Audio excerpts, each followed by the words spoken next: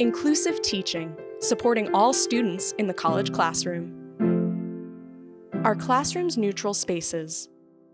And whatever your content is, whether it's neutral in your mind or not, your class is a web of power relationships. You as the teacher are exercising power. You're giving directions, you're assessing students, you're creating evaluative measures, you're the one who's sequencing the material, you're the one who's calling on so-and-so rather than somebody else. In all those activities, you're exercising power. So how you do that? Do you do that in an empowering way, which, let's say, creates multiple opportunities for students to raise questions? One of the most empowering things I think a teacher can do is to create multiple access points through which students can ask questions.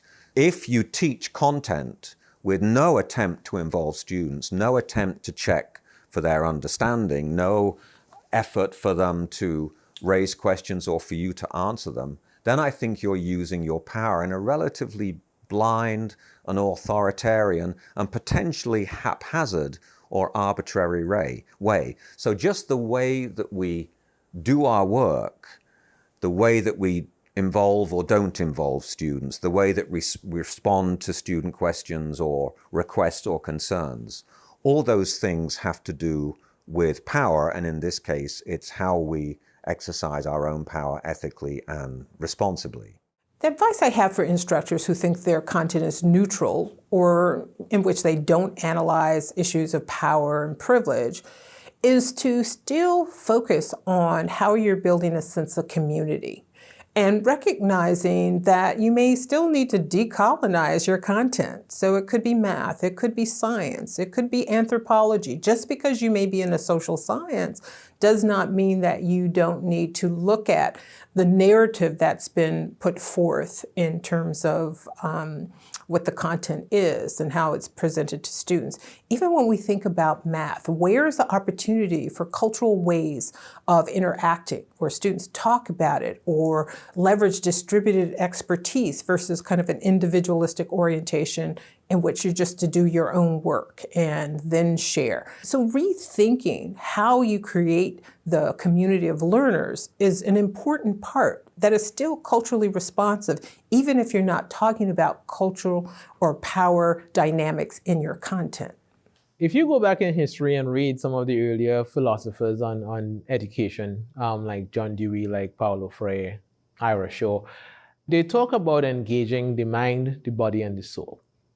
And we've constructed a system of teaching, especially in science, where we just engage the mind.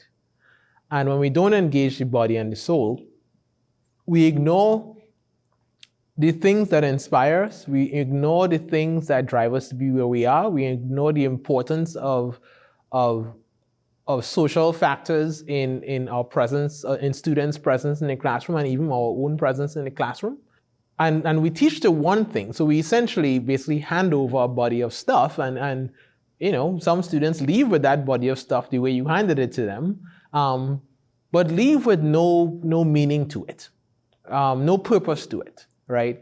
And when you know, just to get extrapolative here, when you kind of look around and you hear certain kinds of language being used in, you know, political and social discourse, lack of awareness of basic elements of history, lack of an understanding of how things have come to be in terms of immigration patterns, in terms of the social structure of communities, I would point to our unwillingness to engage those aspects of the education process when they were in our classroom.